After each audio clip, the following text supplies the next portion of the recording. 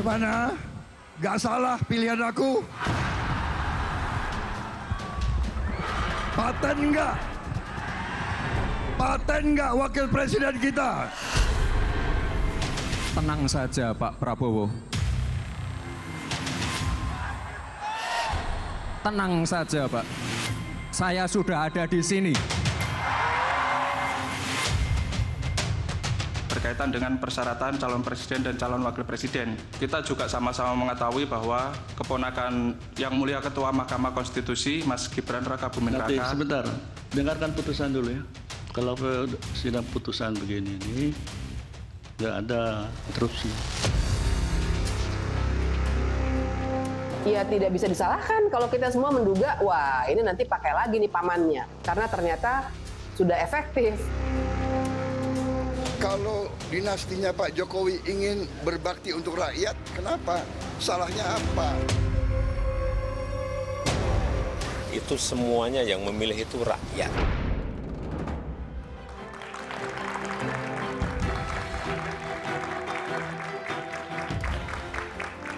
Drama politik yang menjadi perbincangan publik akhirnya berakhir sesuai dengan dugaan banyak orang. Gibran Rakabuming Raka didapuk jadi pasangan Prabowo Subianto untuk berlaga di Pilpres tahun depan.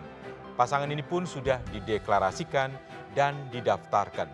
Gibran melenggang usai Mahkamah Konstitusi, MK memberikan jalan. MK mengabulkan uji materi perihal usia capres dan cawapres yang diajukan. Putusan ini memicu kritik dan polemik dan dianggap bias kepentingan karena Ketua MK Anwar Usman adalah paman Gibran. Keikutsertaan Gibran dalam Pilpres tahun depan dinilai sebagai upaya Presiden Jokowi membangun dinasti. Apalagi anak bungsunya Kaisang Pangarep langsung jadi Ketua Umum PSI meski baru beberapa hari. Sementara Bobi Nasution menantunya dikabarkan akan maju Pilgub Sumatera Utara di Pilkada tahun depan. Benarkah Jokowi sedang membangun dinasti politik? Inilah Satu Meja The Forum, selamat datang dinasti Jokowi. Malam ini Satu Meja The Forum akan dipandu oleh saya, Tri Agung Krestanto, yang menggantikan host Satu Meja The Forum, Budiman Tanurejo, yang sedang berhalangan hadir.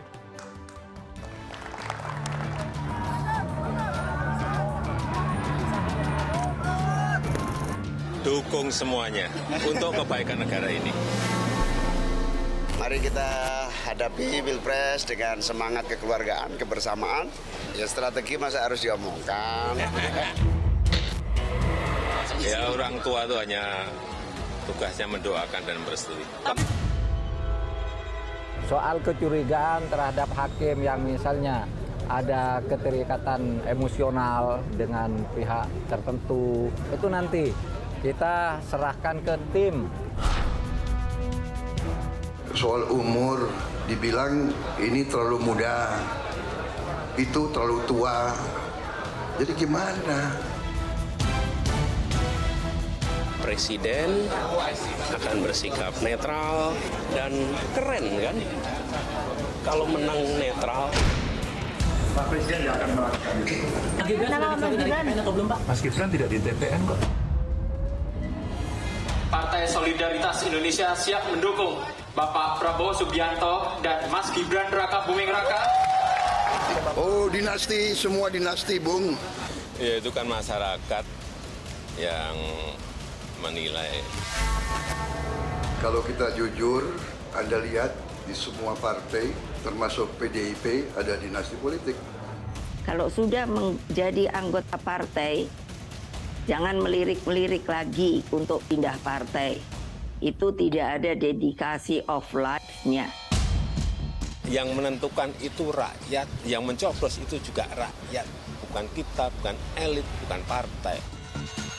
Sepertinya banyak yang masih meragukan untuk Mas Wali sebagai cawapres nanti. Ya biar warga yang menilai. Pak Prabowo dan Mas Gibran, kalau umurnya ditambah, dibagi dua, secara rata-rata itu paling muda dibandingkan yang lain. Pengertian dinasti politik adalah keluarga yang patriotik, keluarga yang ingin berbakti kepada negara dan bangsa. Salahnya apa? Ya, jangan dipolitisasi.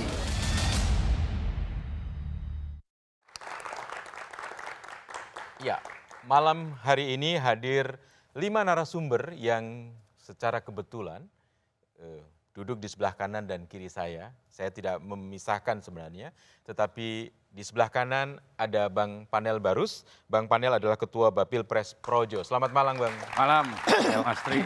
Ya, di sebelahnya Bang Panel ada Mas Fahri Hamzah. Saya sudah lama sekali tidak ketemu Mas Malam, Mas. Fahri. Sehat selalu. Bang Fahri adalah Wakil Ketua Umum Partai Gelora. Selamat datang di satu meja The Forum. Dan di sebelah kiri saya adalah para pemikir-pemikir yang kritis. Ada Mbak Bivitri Susanti, ahli hukum tata negara. Selamat malam, Mbak Bivitri. Kemudian ada Prof. Dr. Lely Aryani, pakar komunikasi politik dari UNAS. Selamat malam, Malam, Prof. Mas Tra. Ya, Assalamualaikum. dan di paling ujung adalah sahabat lama, sering ketemu, ada Dr. Sukidi, pemikir kebinekaan. Selamat malam. Ya, saya akan memulai perbincangan ini, dialog ini dari seorang Profesor Dr. Lely Aryani. Menurut Prof. Lely, mengapa Prabowo tetap memilih Gibran ya? Secara dari sisi komunikasi politik, sementara kan begitu banyak suara yang minor. Bahkan dari orang-orang yang selama ini mendukung Pak Jokowi dengan tudingan bahwa putusan MK itu syarat dengan kepentingan yang kekeluargaan dan sebagainya. Gimana? Ya, dan begitu banyak juga bakal calon presiden lainnya yang potensial ya, Mas. Betul, Ya. betul. Karena Pak Prabowo itu berada dalam positioningnya dalam relasi patron klien dengan Pak Jokowi. Itu satu. Kalau kita membuka literatur tentang relasi patron klien yang pernah dipopulerkan oleh Scott dan Roniger, itu kan ada 2 pola hubungan di dalamnya. Yang satu berdiri sebagai si patron, yang satu sebagai klien. Si patron itu punya kekuasaan, jabatan, wewenang, kedudukan, termasuk kasih sayang, gitu ya. Sedangkan si klien punya kesetiaan, meskipun kadang-kadang kesetiaannya dramaturgis, punya komitmen, janji, dan sebagainya.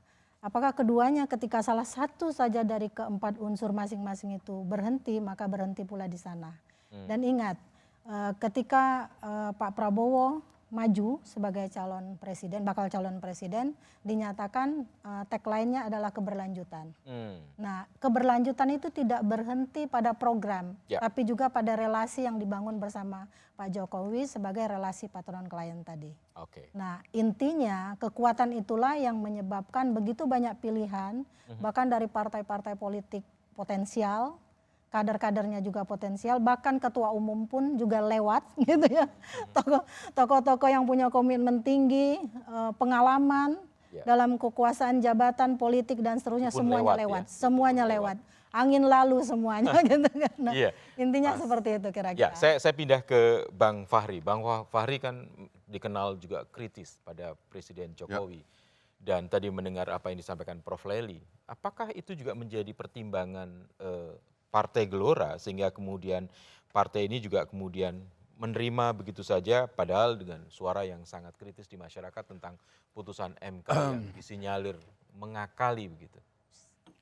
Kritik-kritik sistemik terhadap sistem pemilu kita saya kira sudah terlalu sering kita ajukan dan memang kita berada dalam satu sistem yang tidak ideal, yang tidak memungkinkan meritokrasi politik itu berbasis kepada ideologi dan gagasan yang di-groom dalam satu partai politik, lalu itu menciptakan program janji-janji, manifesto dan seterusnya itu, lalu kemudian melahirkan kader-kader yang siap untuk mewakili gagasan partai itu untuk bertarung di ruang publik. Mekanisme itu tidak diciptakan oleh sistem kita sehingga pola pembentukannya itu apalagi dengan ditambah adanya presidential threshold 20%, maka koalisi kita sebenarnya itu dibentuk oleh kepentingan mengumpulkan tiket. Tidak ada gagasannya. Jadi kita tidak bisa menyesali karena memang kita menciptakan sistem seperti ini ya. koalisi perubahan misalnya, itu dasar bertemunya tidak ada. Dua partai itu masih ada menterinya di dalam kabinet, dan dua partai yang ada menterinya dalam kabinet itu sebenarnya kalau dicurigai beroposisi kepada presiden, dia bisa mensabotase kebijakan presiden yang bisa menciptakan efek buruk kepada presiden kalau kemudian presiden dianggap akan mendukung salah satu kandidat. Itu yang buat. Saya kira ini dilema kita ya. Jadi karena itu kita nggak bisa secara sederhana memandang ini patron klien dan sebagainya, tidak bisa karena sistemnya memang tidak ideal. Ini yang menciptakan keharusan kita untuk tetap komit kepada frame sistem yang baik, dan kita menganggap kesementaraan problem ini adalah ya kita harus perbaiki ke depan gitu. Dan Partai Gelora melihat ada dilema itu. Tapi Mbak, saya boleh pindah ke Mbak Bivitri. Mbak Bivit, Gibran sudah resmi didaftarkan bersama dengan Pak Prabowo, dan kemudian putusan MK juga menjadi banyak sorotan. Mungkin juga apakah menjadi pertimbangan atau tidak menjadi pertimbangan dari pencalonan ini, menurut Mbak Bivitri adalah apakah putusan MK itu cacat sehingga kemudian akan berdampak kepada proses selanjutnya? Sangat debatable ya. Maksud saya kalau cacat sangat debatable itu yang saya maksud adalah kita bisa melihat sebenarnya dengan mata telanjang bahwa memang banyak sekali masalah, terutama tentu saja kaitannya dengan benturan kepentingan. Karena kalau kita buka undang-undang kekuasaan kehakiman, yang namanya benturan kepentingan itu tidak harus antara pemohon dengan hakim. Tapi orang yang punya kepentingan terhadap perkara itu dengan hakim. Nah jadi, dan kita bisa lihat di permohonan yang dimenangkan itu, permohonan nomor 90 yang Almas Saki Biru, itu namanya Gibran disebut. Karena Almas sebagai fansnya. Iya, katanya pengagumnya Gibran. Jadi itu aja sudah kelihatan. Dan memang biasanya Mahkamah Konstitusi itu lebih ketat kalau menilai legal standing orang untuk memohonkan sesuatu. Kadang-kadang orang yang tidak ada di DPR saja kalau menyoal undang-undang pemilu itu biasanya langsung tidak dapat diterima. Kok ini seorang yang pengagum Gibran saja bisa diterima? Kalau di putusan di gugatan permohonan itu tidak menyebut sebagai pengagumnya Gibran, mungkin nggak diterima kali ya? Atau sebaliknya? Nah kita belum tahu ya, katanya itu berandai-andai. Tapi Mas Ra boleh nggak sedikit nih? Soalnya saya tadi sangat terusik ketika mendengar dinasti itu masalah ini ya, patriotisme. Oh, yang tadi Saya mau sedikit saja, mungkin Mas Ra udah harus pindah lagi ya. Tapi sedikit saja, ada yang keliru tuh, agak malah mendasar menurut saya. Karena dinasti itu jangan disamakan dengan keluarga. Beda, jadi dinasti politiknya itu satu. Tapi yang kita masalahkan di sini adalah cara berpolitiknya yang jadi rusak. Jadi kalau Bang Fahri tadi bilang, ini sistemnya emang rusak, tapi ini yang terjadi sekarang menurut saya adalah dinasti Jokowi ini menggunakan sistem yang rusak itu tambah merusak dengan menyeret MK ke tengah pertikaian. Tambah merusak, itu pendapat Mbak Bivit sebagai ahli hukum tata negara. Bang Panel, apakah suara-suara ini tidak menjadi pertimbangan buat Projo ketika menentukan dukungan? Ya, bagaimanapun putusan MK itu sudah keluar dan sah. Dia hari ini sudah menjadi pedoman dalam penyelenggaraan pemilu. Ya, saya pikir kita jangan berdebat dari aspek polemiknya saja, tapi kita lihat baik atau tidak isinya. Lalu yang kedua, sebenarnya juga dampak dari putusan ini juga membuka jalan yang cukup luas bagi banyak kepala daerah. Saya hitung tidak kurang dari 21 kepala daerah yang bisa sebenarnya maju berkontestasi. Gitu. Lalu yang ketiga, kalau ditanya bagaimana ini mempengaruhi atau tidak terhadap keputusan Projo, Mas Tri, Projo itu secara organisasi memutuskan mendukung seseorang itu tanggal 14-15. Dan putusan MK ini putusnya tanggal 16, jadi kami sudah putus duluan. Sudah putuskan duluan, baru putusan MK keluar. Jadi apapun keputusan yang kami ambil, itulah yang kami pegang. Seperti itu, Mas Tri. Ya, oke. Saya ingin bertanya kepada Mas Sukidi sebagai pemikir kebangsaan, apakah putusan MK ini konflik kepentingannya sangat besar, atau memang ini jalan baru demokrasi di Indonesia? Tetapi jawaban Mas Sukidi akan disampaikan setelah jeda. Ditahan dulu.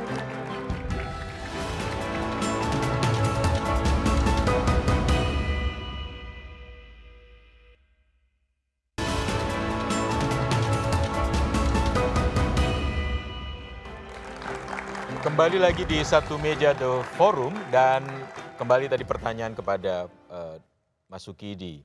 Apakah putusan MK ini konflik kepentingan atau jalan menuju dinasti atau memang asik-asik saja sih karena memberikan kesempatan anak-anak muda untuk tampil? Saya melihat bahwa MK berada pada satu titik nadir yang sangat buruk bagi kebangsaan kita. Karena apa? Karena ini tentu saja bukan sekedar konflik kepentingan, tetapi harus dibaca sebagai satu stempel pada kekuasaan yang pongah.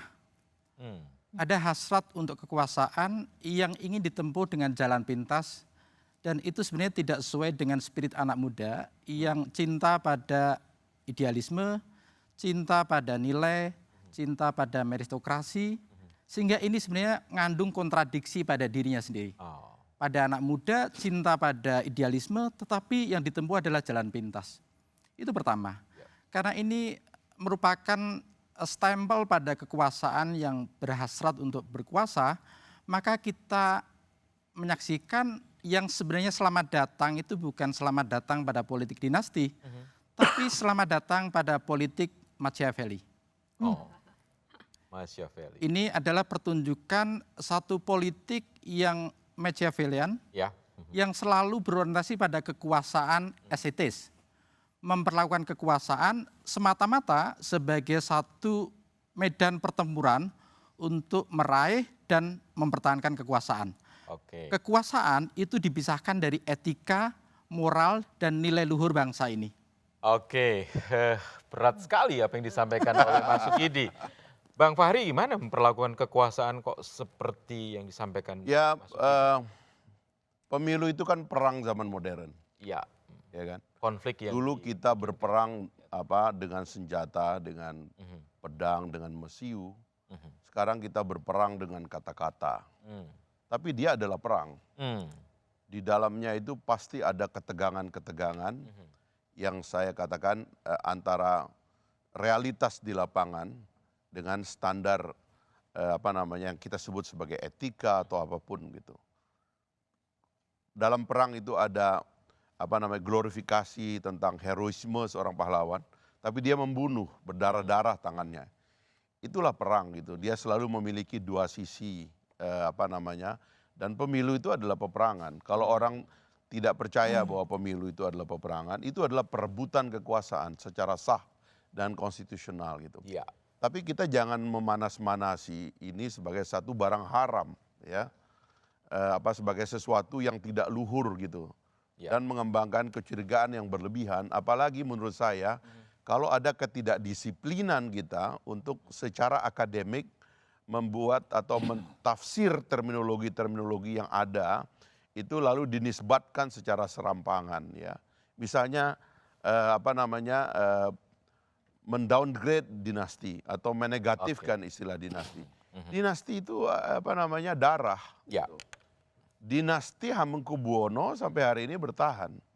Dan orang Jawa mengaguminya sebagai sebuah dinasti. Kenapa kok kita jadi mempersoalkan dinasti? Atau kalau dalam tradisi demokrasi adalah keluarga politik. Keluarga politik itu sama dengan keluarga pedagang, dengan keluarga yang lain-lainnya. Itu ya keluarga yang punya tendensi menjadi politisi.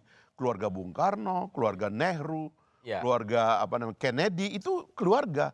So what gitu, kenapa dianggap salah gitu loh. Bang Fahri menyebutkan pemilu itu perang, ada dinasti nggak salah juga kemudian, tapi perang dalam hukum humaniter juga ada yang namanya etika dan sebagainya. Mbak Pivit, sekarang sudah dibentuk MK Majelis Kehormatan Mahkamah Konstitusi. Ada Prof. Jimli di situ yang disebutkan pernah menyatakan terbuka mendukung Pak Prabowo. Apa yang harus dilakukan publik kalau begitu? Ya, yang dilakukan publik jelas harus melihat bagaimana MK ini bekerja. Dan Begini, saya mau tarik lagi sedikit soal aturan main atau tadi kalau kita katakan politik adalah perang, tapi memang perang pun ada Geneva Convention tuh. Jadi ada rule of the game-nya ada. Nah, menurut saya rule of the game ini yang sudah mulai teracak-acak oleh perilaku yang haus kekuasaan tadi. Nah, jadi kalau misalnya pertanyaannya Mas Tra, oke, jadi publik ini mesti ngapain? Bahwa sekarang ada keresahan ini, kegelisahan, sebagian kemarahan, buat saya itu bagus. Artinya ternyata tidak semua warga negara Indonesia ini tergila-gila dengan kekuasaan dan masih berpikir secara ada rasionalitasnya. Dan untuk anak muda nih terutama ya, sebenarnya kan keliru juga kalau kita maknai bahwa ini membuka jalan untuk anak muda. Nah, kita harus lihat core-nya. Anak muda ini adalah anak muda yang punya privilege. Kalau Anda tidak punya paman hakim MK, tidak punya ayah seorang presiden, Anda tidak mungkin juga umur 36 tahun jadi calon wakil presiden. Itu yang harus kita pegang betul juga tuh, jadi jangan salah kaprah. Iya, apa yang disampaikan Mbak Bivit itu bisa mengancam suara Pak Prabowo Gibran gembos. Sebagai pendukungnya Bang Panel, apa yang mau dilakukan untuk itu? Ya sebenarnya isu ini saya pikir udah selesai dan ini isu sebenarnya isunya Mbak Bibif ini. Ya, yang mengkonsumsi isu ini sangat terbatas sekali. Karena faktanya banyak yang kemudian menunggu juga hasil putusan MK itu secara positif gitu ya. Yang kedua, kalau ditanya bagaimana dampaknya isu ini terhadap pemenangan Pak Prabowo dan Gibran, hari ini sangat luar biasa ya. Kami tadi sama-sama memulai dari Indonesia Arena GBK, luar biasa antusiasme para pendukung Pak Prabowo Gibran dan juga sebagian besar menunggu di KPU. Saya melihat ada genggap gempita yang luar biasa di mana partisipasi publik tersedot mengantarkan pendaftaran Pak Prabowo dan Mas Gibran ke KPU tadi. Saya melihat langsung bersama Bang Fahri juga tadi, ya gegap gempita rakyat itu luar biasa, antusiasnya, ya. Ini mirip seperti peristiwa 2014. Saya merasakannya di waktu 2014 dan di menjelang 2024 ini juga saya merasakannya. Saya merasakan itu. Ada gegap gempita yang luar biasa dari partisipasi rakyat dalam melihat Pak Prabowo Gibran. Dan ini sebagai sebuah harapan saya melihatnya. Gitu. Harapan ya? Jadi yakin satu putaran dong? Insya Allah. Insya Allah. Oke. Prof Lely, susah ya menjelaskan pada publik sekarang ini, komunikasi politiknya. Apa dampaknya kalau terhadap demokrasi di negara kita? Iya. Kalau tadi Bang Fahri udah bilang perang-perangan, memang politik itu adalah perang tak berdarah. Dan perang itu adalah politik berdarah, gitu ya. Jadi apa yang kita bicarakan hari ini, Mas Tra, kita yang berenam aja ini punya persepsi yang berbeda tentang satu topik, tentang politik dinasti. Konstruksi realitas hari ini yang disajikan di publik, yang katanya membuat bergetar tadi dan sebagainya, itu memang disediakan oleh banyak teori untuk menilainya. Misalnya Durkheim mengatakan konstruksi realitas itu kan bersifat subjektif, tapi bersifat objektif. Weber mengatakan enggak, dia objektif katanya gitu. Tapi George Herbert Mead mengatakan, itu kan sekedar simbolik rame-ramean itu. Lalu Berger Lukman menguncinya. Ini sebenarnya intersubjektif. Nah, inilah yang tengah kita lakukan hari ini.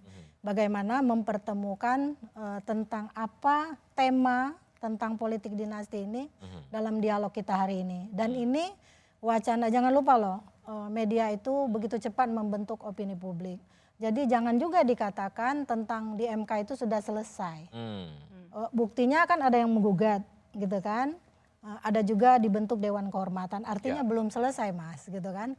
Nah biarkanlah itu juga berkelindang berdasarkan 4 perspektif konstruksi realitas tadi. Sehingga semuanya terpuaskan untuk menjawab persoalan ini. Karena kalau tadi Bang Pari juga mengatakan ini karena sistem yang salah. presidensial threshold yang terlalu tinggi, kita nggak punya jalan. Bang Fahri yang dulu begitu kritisnya tiba-tiba nggak kritis lagi karena habis dapat penghargaan dari Pak Jokowi misalnya. Itu yang terjadi kan. Kenapa kalau bukan untuk anak muda? Nanti kan pemilu 2024 banyak anak muda yang akan terpilih. Lalu mereka bilang nih, presiden dan calon presiden harus bisa maju meskipun usianya 25 tahun. Mungkin semua akan menerima. Iya, Bang Fahri mungkin lagi. Tapi saya juga nanti akan bertanya pada Mas Sukidi. Jawaban Bang Fahri yang katanya tidak kritis lagi, kata Prof. Lely, akan kita dengarkan seusai jeda ini.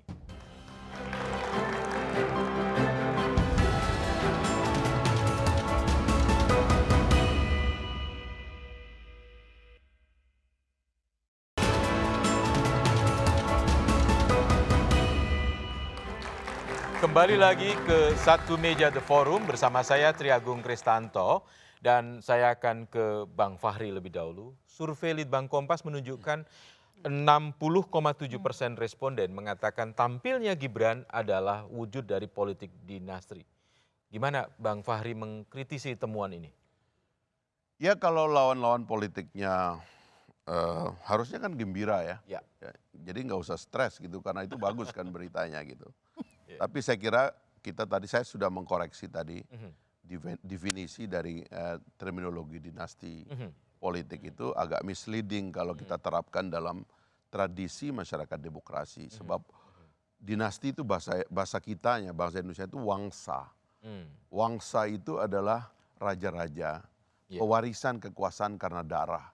Ini enggak ada pewarisan karena darah, ini adalah pewarisan kekuasaan melalui pemilu seperti yang dikatakan oleh Pak Jokowi. Belum tentu menang. Pak JK pernah menyadukan ponakannya pada saat dia jadi wakil presiden kalah sama kota kosong. Pak Ma'ruf Amin kemarin ngajuin anaknya di Tangerang kalah itu. Kalah bisa kalah juga kok. Keluarga penguasa bisa kalah juga. Ini rakyat kok yang memutusin. Kenapa kita stres soal beginian ini gitu. Jadi itu satu ya.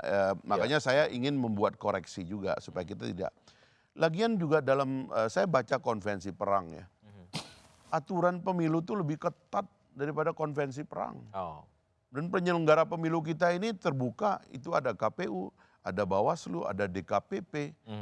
Dan koordinator dalam pemerintahan penyelenggara pemilu namanya Menko Polhukam. Pak Mahfud MD itu adalah penanggung jawab pelaksanaan pemilu. Dan dia sudah mengikuti proses ini termasuk membuat sistem dan aturannya udah lebih kurang setahun. Artinya sebenarnya karena dia juga maju sekarang, dia juga ngerti nih barang gitu. Apakah saya boleh mengatakan ini ada konflik kepentingan? Kan bahaya juga kalau semua dikonflikkan kepentingan. Saya dengan Ketua Mahkamah Konstitusi satu kampung. Saya kenal orang ini. Ini orang jalur masuk ke MK-nya mulai jalur pengadilan. Ini hakim agama yang lurus. Tapi bahwa satu hari dia menikah dengan keluarga Pak Jokowi kan enggak, dia sudah menunggu istrinya meninggal lama kok. Apa ini yang mau kita bahas ini ya kan nggak disiplin kita ini dalam berteori gitu loh. Saya kira itu. Rakyat yang menentukan dan kemudian belum tentu juga. Tetapi pada satu sisi kekuasaan itu seperti candu juga nampaknya. Siapa yang sudah menikmati akan kemudian ingin mengulangi menikmatinya terus. Apa begitu Mas Sukidi? Ya saya kira ini satu praktek bagaimana the will to power, kehendak untuk berkuasa itu dipertahankan dan dirawat dengan berbagai cara. Karena itu saya menegaskan bahwa selamat datang politik Machiavelli karena ini mengandaikan bahwa cara melihat kekuasaan itu terlepas dari panduan moral, panduan etika, dan panduan nilai luhur bangsa. Efek dari politik Machiavelli ini adalah kepemimpinan yang disandarkan pada kelicikan, keculasan, dan mengabaikan satu prinsip yang ingin saya sebut sebagai prinsip meritokrasi. Dalam republik, ketika para pendiri bangsa memilih demokrasi, mereka berimajinasi bahwa ini adalah jalan terbaik untuk memberikan kesetaraan kepada semua warga negara. Bukan monarki.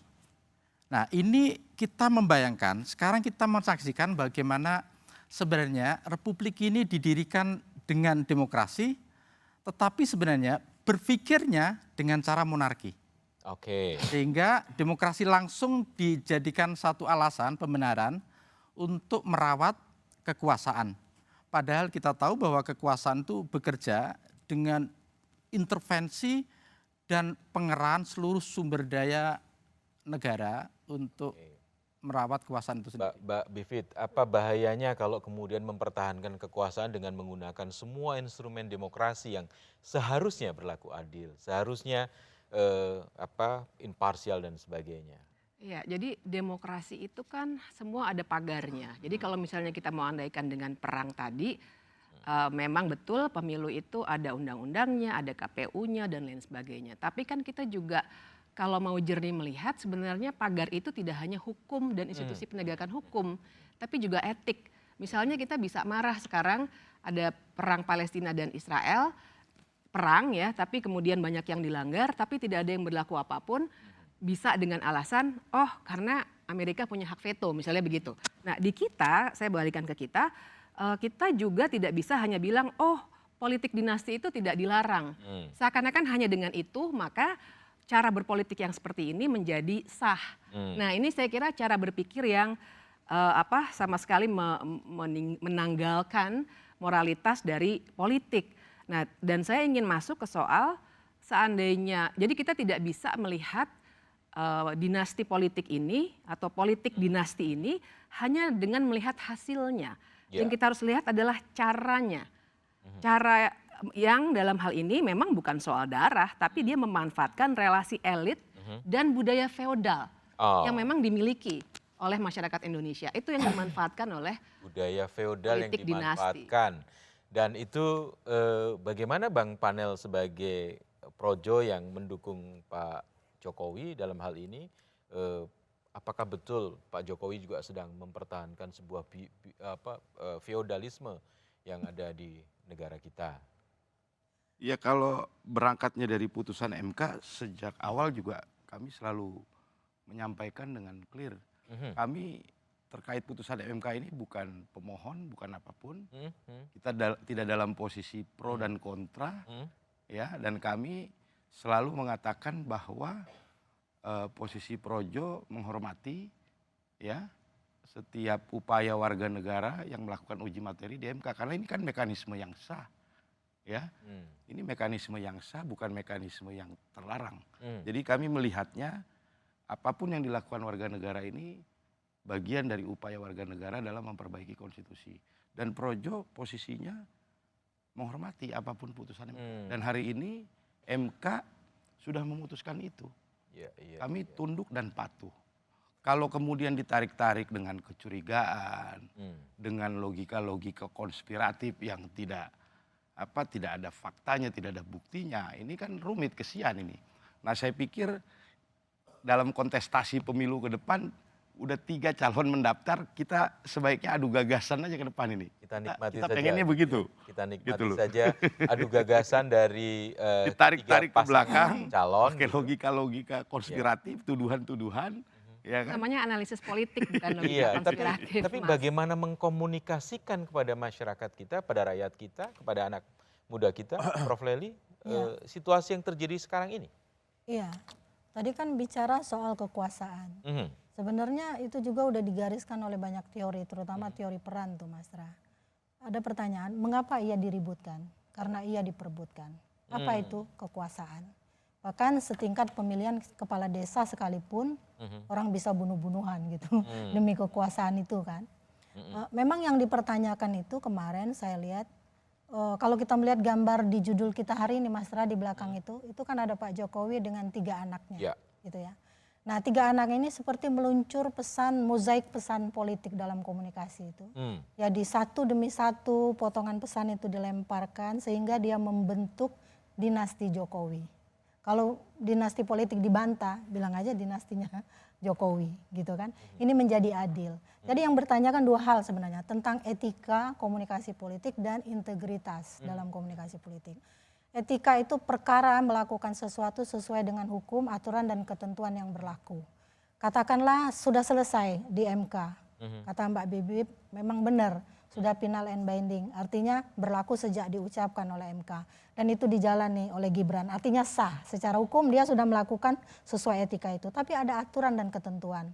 Nah, aturan atau ketentuan itu boleh juga melekat pada partai politik yang ada di belakang Gibrannya sendiri. Kita lihat itu bagaimana bising-bising komunikasi politik di belakangnya itu yang terjadi. Mungkin saat ini banyak kekecewaan di mereka yang berada di PDIP terutama, tentang bagaimana mereka mengawal, misalnya mengusung Pak Jokowi 2014, Bang Fahri itu bagian dari partai yang begitu besar mengepung PDIP. PDIP cuma dengan Nasdem, PKB, lalu ada satu partai non-parlemen PKPI. Tapi mesin partai bergerak begitu cepat, begitu masif, sehingga membuat Jokowi terpilih. Itu saya menulis tuh di Kompas juga di majalah Gatra, saya tulis Jokowi dalam gestur kepemimpinan. Dia menang karena salah satunya Pak Jokowi itu menjadi media darling. Nah itu yang terjadi. Ketika Gibran mencalonkan diri jadi wali kota, saya menulis lagi di media, judulnya Gibran dalam pusaran politik dinasti. Saya jawab sendiri tulisan saya itu, ini bukan politik dinasti kata saya. Karena politik dinasti itu tentang hubungan darah tadi. Hubungan kekerabatan. Tapi ingat itu kan kalau bicara soal hubungan darah berarti dinasti monarki sifatnya. Nah ini bukan dinasti politik monarki, tapi politik dinastinya Jokowi gitu loh. Jadi itu tadi yang dibicarakan dalam diskusi di kelas, kebetulan tadi ngajar dulu saya di 2 kelas. Diskusinya demikian seru, jadi ada 4 pandangan yang bertolak belakang yang saya sebutkan sesuai konstruksi realitas yang ada hari ini. Dan biarkanlah itu berlanjut terus sampai kemudian rakyat menerima kepuasannya untuk mendiskusikan ini.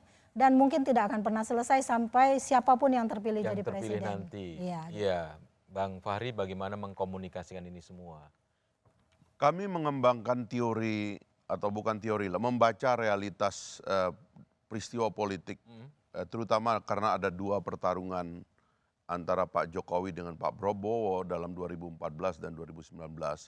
Itu secara aklamasi para akademisi mengatakan itu telah menciptakan pembelahan. Sebenarnya pembelahan ini bukan cuma fenomena Indonesia, di banyak negara juga, tetapi di kita itu dianggap pembelahan ini agak berbahaya. Lalu kemudian Pak Prabowo dan Pak Jokowi memutuskan untuk bergabung, sehingga mayoritas dari kekuatan politik itu ada pada blok pemerintah sekarang ini gitu. Nah rupanya itu baik karena kita akhirnya relatif sukses menghadapi COVID, menghadapi ketegangan di Laut Cina Selatan, kemudian ada perang Rusia-Ukraina, sekarang ini ada perang Israel-Palestina. Negara kita relatif termanage, inflasi termasuk yang paling stabil di dunia di Indonesia. Coba tanya para ekonom deh. Nah jadi kan itu baik, lalu kami mengatakan kenapa enggak rekonsiliasinya diteruskan. Nah problem kita adalah karena itu tadi, partai politik punya masalah ya, hubungan antara individu dengan partai politik itu di tempat kita ini kan tidak diatur dengan baik. Tidak ada kedisiplinan yang diatur sebagai political identity bahwa seorang itu mewakili partainya, mengajukan gagasannya dan menjadi pemimpin. Itu kan tidak ada karena thresholdnya dibikin tinggi. Akhirnya kita memerlukan simbol-simbol. Nah bersatunya Pak Prabowo dan Pak Jokowi itu secara simbolik akhirnya kita mencari di koalisi tentunya ya, mencari orang yang bisa diterima oleh semua pihak. Ketemu Mas Gibran, ya akhirnya berarti dia adalah simbol dari rekonsiliasi dan legacy yang mau kita bangun ke depan. Rekonsiliasi akan dilanjutkan dan kita akan melanjutkannya setelah jeda berikut.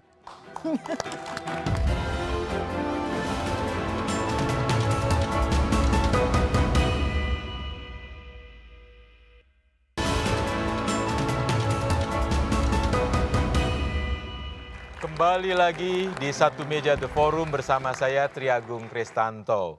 Tadi Bang Fahri mengatakan rekonsiliasi harus dilanjutkan, persatuan Indonesia harus dipertahankan, tapi bagaimana mengontrol kemungkinan penyimpangan kekuasaan, penyelewengan kekuasaan.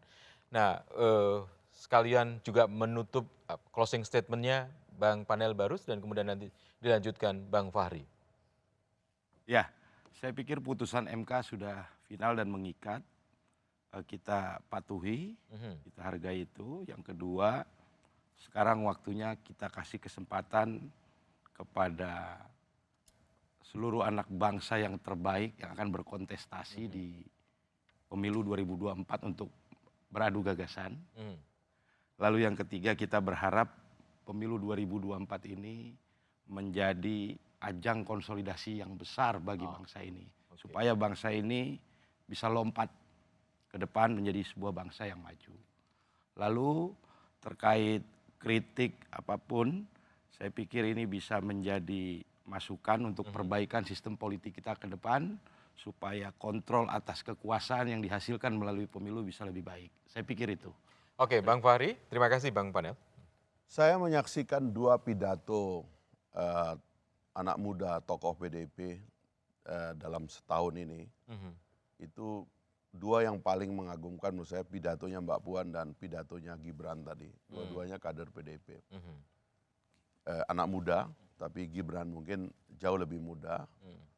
Menurut saya kita harus merayakan bahwa tahun depan Indonesia akan dipimpin oleh kaum muda. Dan karena itu hari ini 4 hari lagi kita akan memperingati Hari Sumpah Pemuda. Saya kira juga harus dirayakan bahwa Indonesia yang mengglorifikasi demographic bonus, 60% pemilih kita kaum muda dan sebagainya itu, belum secara serius meletakkan kesempatan bagi kaum muda. Apapun keputusan Mahkamah Konstitusi ini menurut saya itu pintu yang sudah dibuka lebar. Bahkan kami akan gunakan pintu ini lagi untuk membongkar presidential threshold dan parliamentary threshold.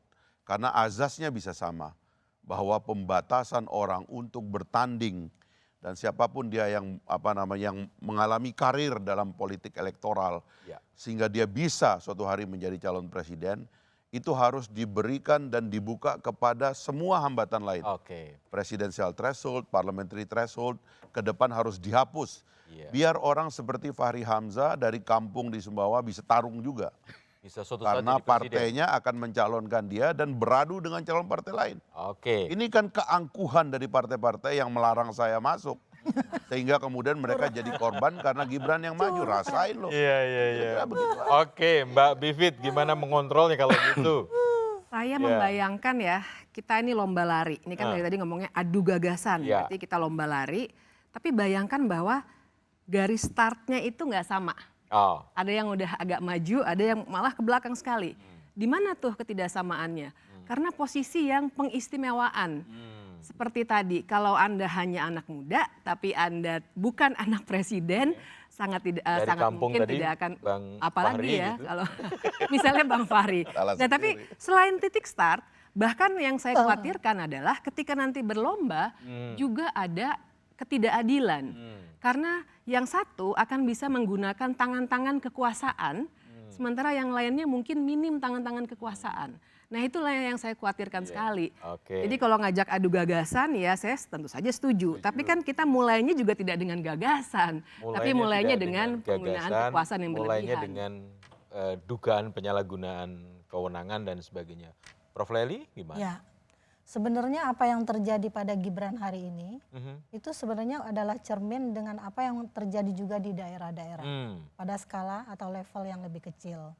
Tetapi karena pusat kekuasaan itu adalah modeling gitu kan, apa yang terjadi pada Gibran ini menjadi seperti reinforcement gitu kan, meneguhkan kembali kekuatan untuk melakukan nggak apa-apa presiden kita aja gitu kan. Nah jadi yang kita tagih adalah sekarang ini soal integritas. Integritas itu kan perkara melakukan sesuatu yang baik itu ya, tidak peduli hukum apapun yang mengaturnya.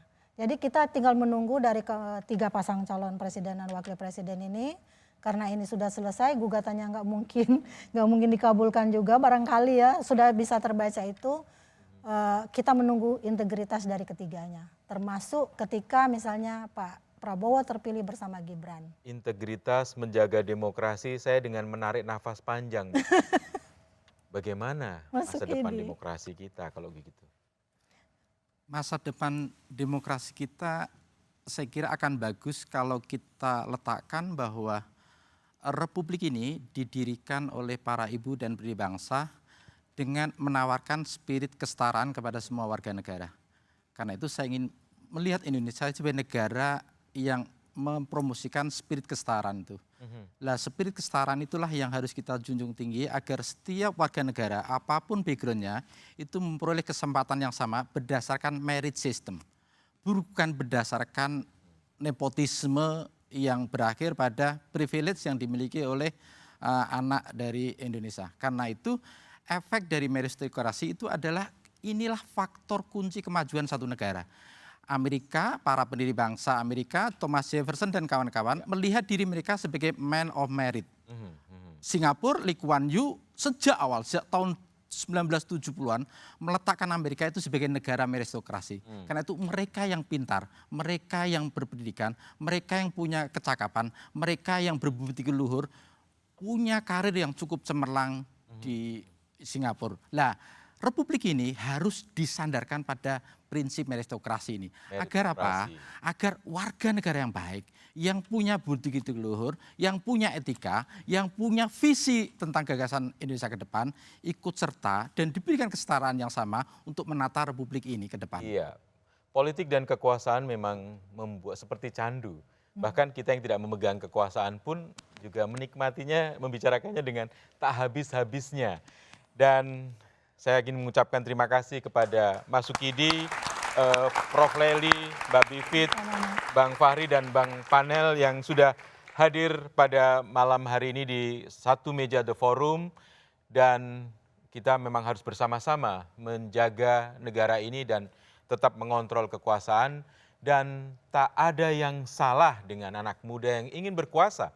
Juga tidak ada yang salah dengan orang tua yang menginginkan anak-anaknya melanjutkan pekerjaan yang sudah dilakukan selama tak melanggar aturan dan menyalahgunakan kekuasaan.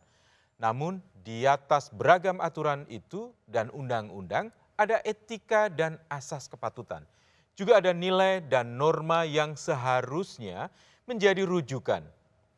Idealnya setiap pemimpin bisa menjadi negarawan yang mengedepankan kepentingan bangsa dan negara, bukan yang lainnya. Sukseskan pemilu 2024 dan pastikan tetap di Kompas TV, independen, terpercaya untuk mengikuti perkembangan berita berikutnya. Demikian satu meja The Forum malam ini. Sampai jumpa pekan depan. Selamat malam dan terima kasih semuanya.